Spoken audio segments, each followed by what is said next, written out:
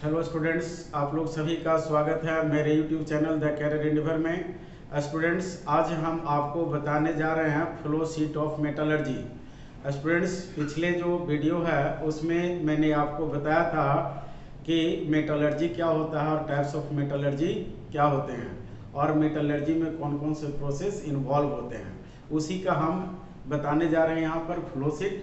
और flow sheet of metallurgy में आप देखो, आपको यहाँ देखना है कि ये फ्लो शीट ऑफ मेटलर्जी है। तो इसमें आप देख रहे हैं यहाँ आपको ओर लिखा गया है। तो ओर कहते किसको हैं? तो वैसे मिनरल जिससे आप आसानी से मेटल का एक्सट्रैक्शन कर सकते हो कम खर्च में, तो उसको ओर्स कहते हैं। अब ओर्स से हम मेटल का एक्सट्रैक्शन करते हैं। तो मेटल का जो एक्सट्रैक्शन हम लोग करते हैं जिस ओर्स से, उसके लिए हम लोग को कई प्रोसेस से गुजरना पड़ता है। तो ओर्स का सबसे पहले हम लोग कंसंट्रेशन करते हैं। यहाँ देखें, ओर्स का कंसंट्रेशन करते हैं। और ओर्स का जब हम लोग कंसंट्रेशन करते हैं तो ओर्स के कंसंट्रेशन करने के कई तरीके हैं, जो ओर्स के और उसमें जो इम्प्यूरिटीज प्रेजेंट होते हैं उसके नेचर पर डिपेंड करता है, जो आगे हम आपको विस्तार में डिस्कस करेंगे। तो देखेंगे, पहला जो हमने बताया आपको यहाँ पर बताया है वो हाइड्रोलिक वॉशिंग है।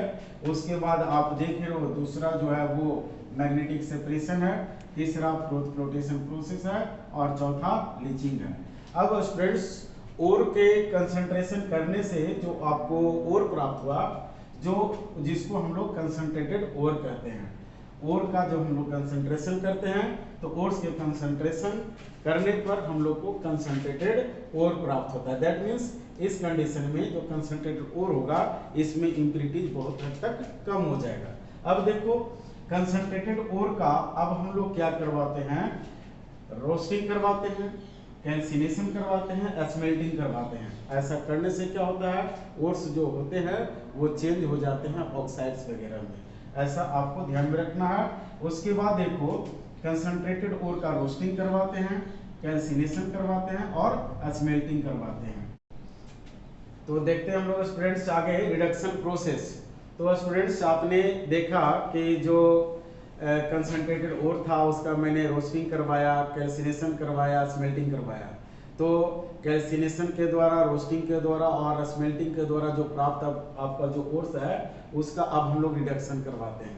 तो रिडक्शन करवाने का जो प्रोसेस है वो आपको है इलेक्ट्रोलाइसिस। उसके बाद आप देखो सेल्फ रिडक्शन है, उसके बाद देखो केमिकल रिडक्शन है और आगे देखो डिस्प्लेसमेंट रिडक्शन है। तो इन सभी प्रोसेस के द्वारा हम लोग क्या करवाते हैं, जो कैल्सिनेटेड ओर है या रोस्टेड ओर है या स्मेल्टेड ओर है उसका हम लोग रिडक्शन करवाते हैं और रिडक्शन करवाकर मेटल प्राप्त करते हैं। और मेटल जो प्राप्त आप करते हैं उसमें कुछ इम्प्योरिटी रहता है, इसलिए वो मेटल इम्प्योर होगा, जिसको कि क्रूड मेटल कहते हैं। अब आपको करना क्या है, क्रूड मेटल से हम लोग को प्योर मेटल प्राप्त करना है।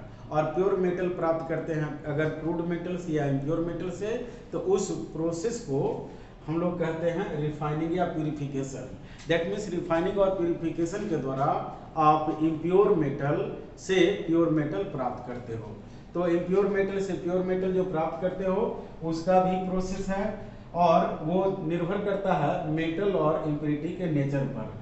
तो अब इम्प्योर मेटल से आपको प्योर मेटल प्राप्त करना है, दैट मीन्स मेटल जो इम्प्योर मेटल उसका प्यूरिफिकेशन करना है। उसके कई तरीके हैं।